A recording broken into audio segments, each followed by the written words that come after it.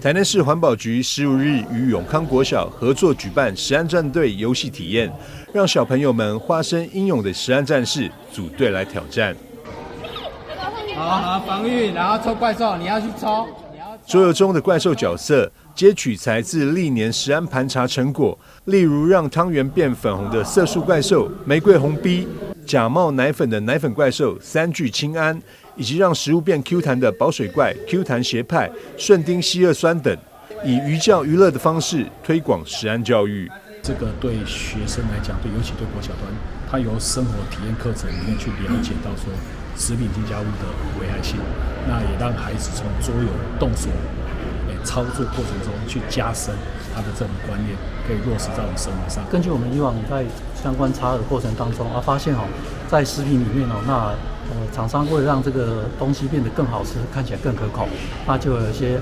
非法的这个食品的添加物。那这些添加物里面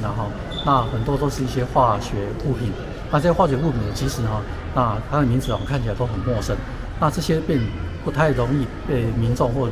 让我们这个学生能够清楚。那所以呢，这一次呢，我们就透过办理这样的活动，把这些不常见那听起来很陌生的这些化学物质那我们把它换成是一个游戏，让这个小朋友这边从游戏过程当中能够学习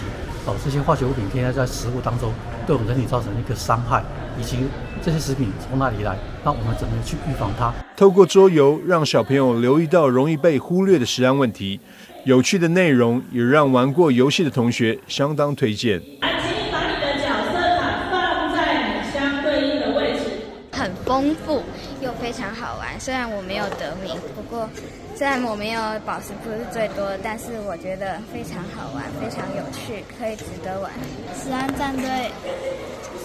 很好玩，可以打败食安怪兽，